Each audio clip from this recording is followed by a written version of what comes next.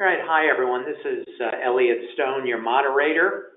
Joining me today will be Linda Lotterman, a life care planner of 30 years and manager of our life care planning team. At the end of the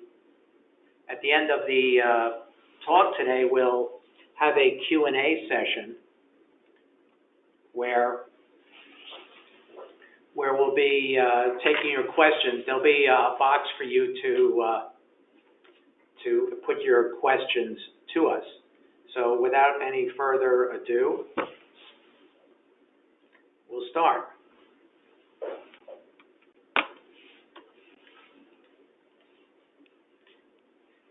Let's begin with a brief intro about life care plans for those not familiar with them.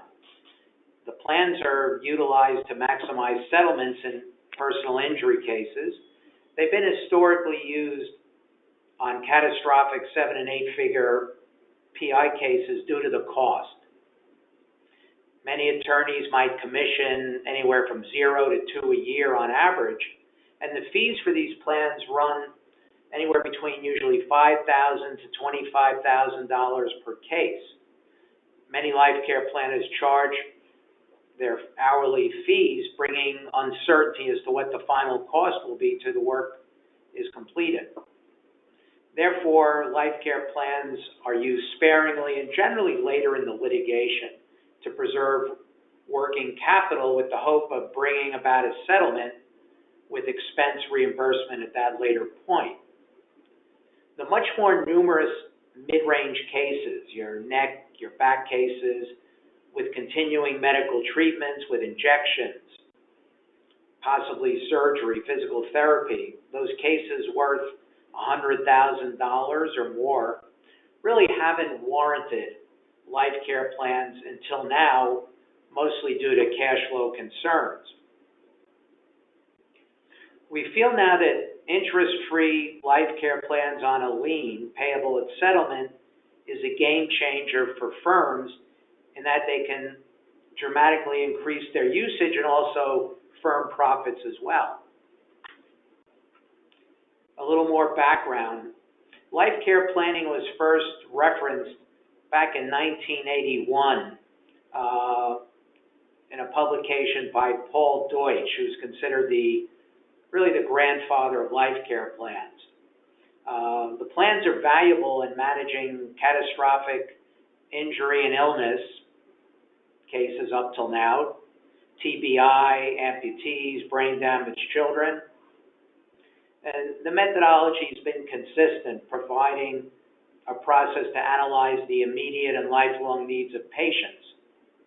They're utilized by courts and juries to better understand the effects of catastrophic and economic damages. So a life care plan is really an organized, concise plan for current and future lifetime medical and associated needs of the client. It accounts really for all the medical care, rehabilitation needs of individuals with injuries. Generally, they're composed by board-certified professionals, including rehab counselors, rehabilitation psychology, physiatrists, and various case managers.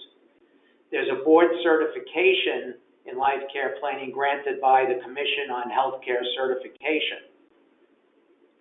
The plans are based upon medical records review, client interviews, recommendations from members of the current treatment team, clinical practice guidelines, and evidence-based research relative to the individual's disability and level of function. Now, in the life care plan, the content is individualized to the needs of the patient and family. Some of the areas addressed include medications, wheelchair needs, diagnostic tests needed, routine future medical care, orthopedic equipment needs, projected surgical treatments, home furnishings, architectural renovations, aids for independent function. Now here you can see summary overviews of two different life care plans. The one on the left is a catastrophic case, the one on the right, non-catastrophic. You can see right away that the value of the plan on the left far exceeds the non-catastrophic one, and a lot of that has to do with the home care and nursing services. For the catastrophic, it's almost $1.5 million. For the non-catastrophic, a mere nearly $10,000. So you can obviously tell here that the person who has the catastrophic injury really is not living independently. They need probably around-the-clock care. For the non-catastrophic case on the right, adjusters probably typically offer $25,000 to $50,000 to settle the case, telling attorneys often take or leave it. Now, let's focus now on the much more common mid-range cases valued at $100,000 and up. I'd say most attorneys have anywhere from 5 to 20 of these cases in their office. They're obviously much more common than the rarer catastrophic cases. Just a lot more of them out there. Now, with the non-catastrophic cases, ones that warrant life care plans with our program typically have a minimum $100,000 case value. The plaintiff has some continuing medical issues, and the adjuster's offer, if any, is unacceptable. They may say your client's a malingerer. Don't tell me about the injuries and the costs. Show them to me.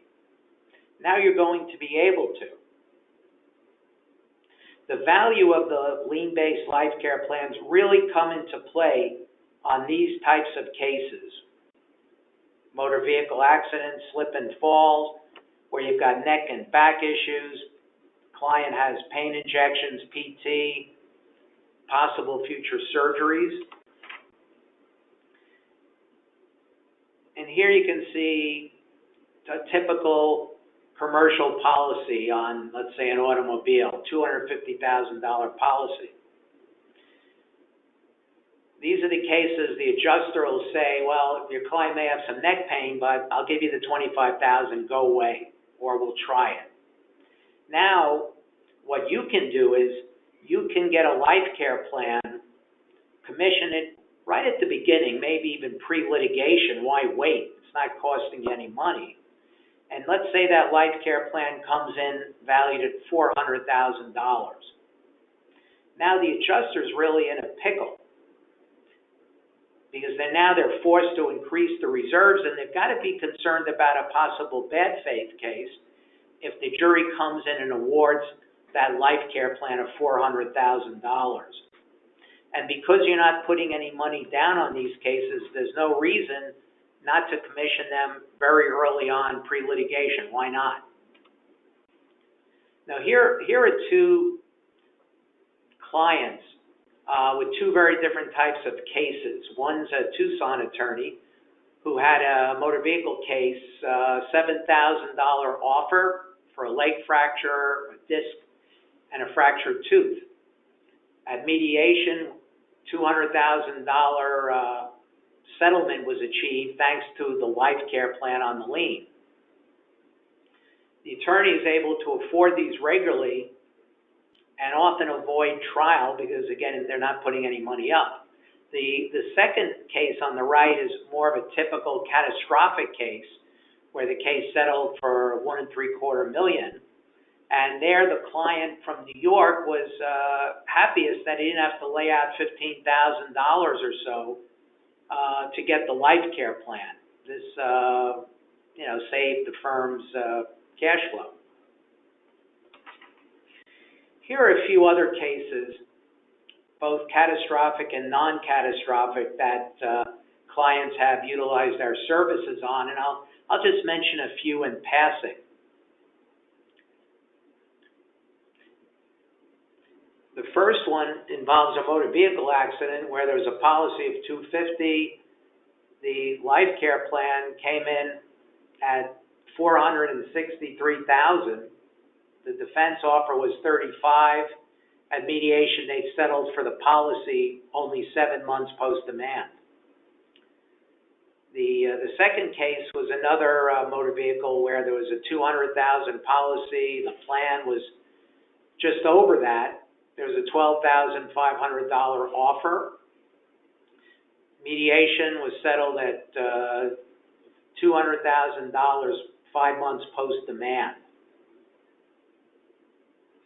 The fourth one's a slip and fall case, $500,000 policy, $234,000 demand and life care plan. There had been a $20,000 offer, was settled after mediation for $200,000 at 10 times what was originally offered by the adjuster. And the final three at the bottom of the page are catastrophic cases. Cases that you'd be likely to get life care plans on, although probably later in the litigation, so you could save your cash flow.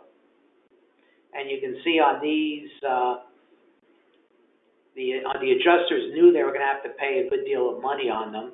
On the last one, the limits were $3 million. The plan came up at about 2.6. Defense offered nearly $600,000. It was settled for $1.945 million post-mediation, 12 months after the demand. So what you see here is with a life care plan in place, the non-catastrophic cases settled for approximately 10 times what the adjusters were offering, usually on average 6 months post-demand. Obviously, this adds to your legal fees, where on the first several non-catastrophic cases, the attorneys took in an extra $550,000 in legal fees with the help of these life care plans. With the catastrophic, the multiple is about 3 times the offer that they were able to settle on. So the idea with these life care plans is to get the adjuster to pressure them, put them on the defensive, to get them to raise the reserves and the settlement much sooner on. Why not settle the case within months instead of years of the filing?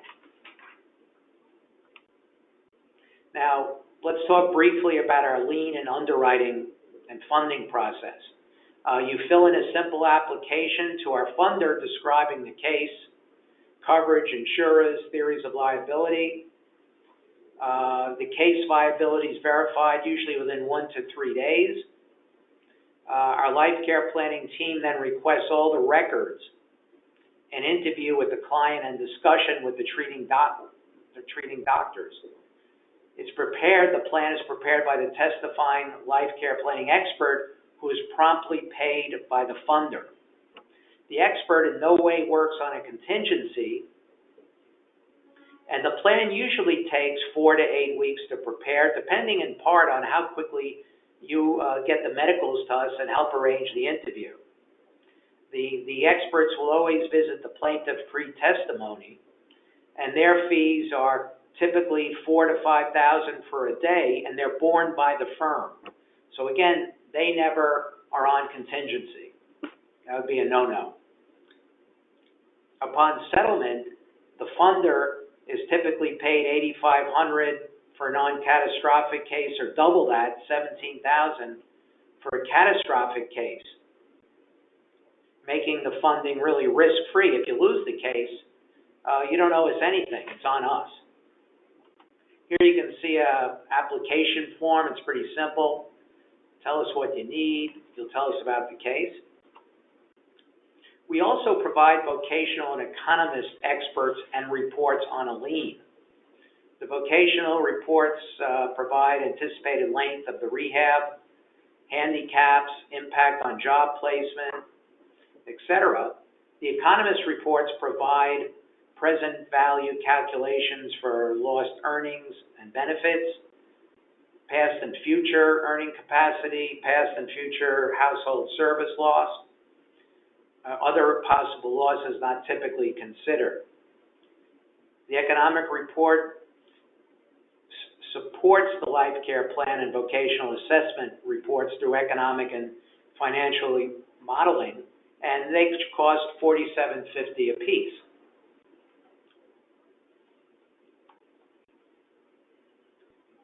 Now, in concluding, and we'll have a Q&A after, where you'll be able to just fill in your questions on the right side. There's a box there for you just to ask your questions. With life care plans on a lien, attorneys no longer are leaving money on the table, which is exactly what you're doing by not using life care plans on deserving mid-range cases. I'd like now to ask Linda a few questions, and then we'll take the Q&A, and we'll be sending this webinar to all the attendees along with a 2-minute animated video of the highlights of the program for you to share with firm colleagues that were unable to join us today. All right, Linda, you there? Yes, I am. How you doing? Fine, thanks. All right, Linda, a couple of questions. Does the life care planner communicate with the attorney directly?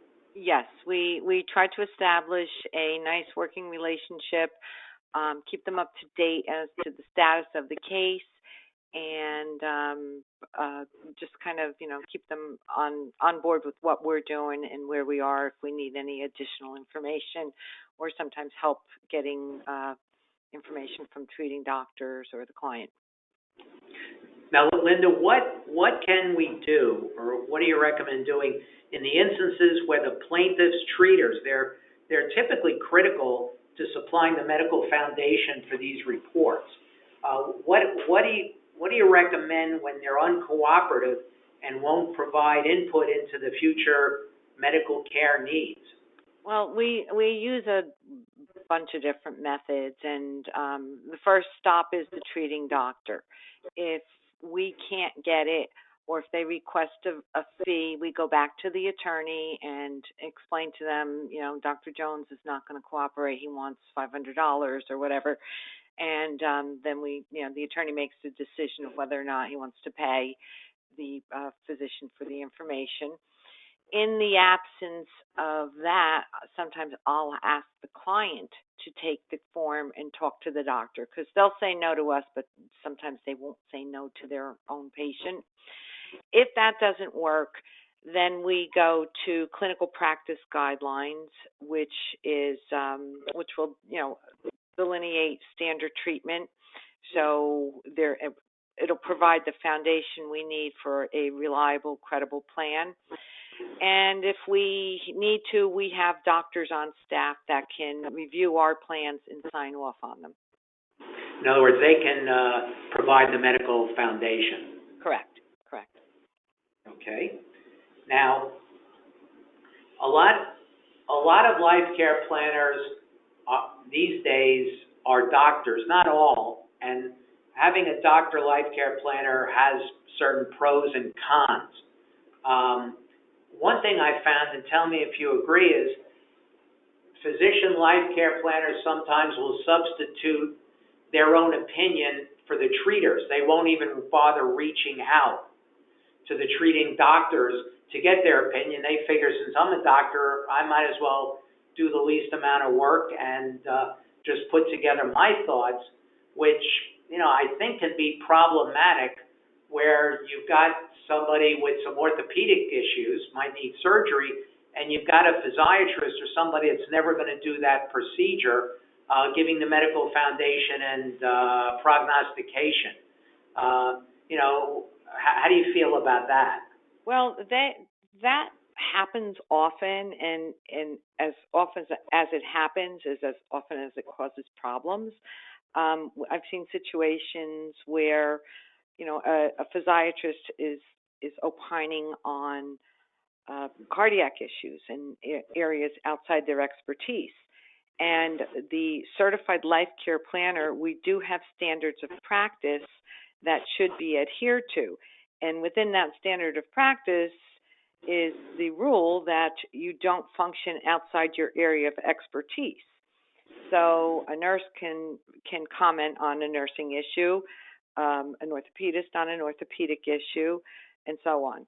So when you have a certified life care planner also should be preparing a plan that's individualized for the particular patient, not a generic one-size-fits-all plan for every typical diagnosis. So using the skills and expertise of interviewing and reading the records and talking to the clients, you get a good feel of how the disability has impacted this person's life. Now, we use both MD life care planners and non-MD life care planners. One of the advantages of using a non-MD is that if they're relying on the treating doctor's foundation, it's very difficult for your adversary to cross-examine them on what the treaters said. The treaters really, are the paramount folks when it comes to the future and the prognostications. So there isn't as much ammo that the other side can use against the non-MD life care planner, because they're relying on someone who's probably not in the courtroom. They're relying on their information and opinion versus purely their own. So there are sometimes some advantages to using non-MDs as well. That's correct. The first stop is always the treating doctor, because they treat and know their patients. So their information really kind of trumps everybody else's. But that doesn't always happen, and it's not an easy process to get them to cooperate. So we have to have other steps available in the event we can't get information from the treating doctors. And sometimes it takes a while, even though, but most of the time it's worth the wait, rather than rushing the process and trying to get information. If we're waiting on a doctor, it's usually worth the wait. Yeah, I think we typically like to make 3 attempts or so to reach the treating doctors before giving up. Usually we'll spread those calls over 2 to 4 weeks. And that's proved fairly effective for us. Correct. If anyone has any questions, there's a box on the right side of the screen. You can type in a question. So if anybody has a question, fire away. Otherwise, we'll be sending you the copy of the webinar to share with your colleagues. And, I wanted to thank everyone for joining us today, and I hope it's been an interesting webinar for you. Thanks again.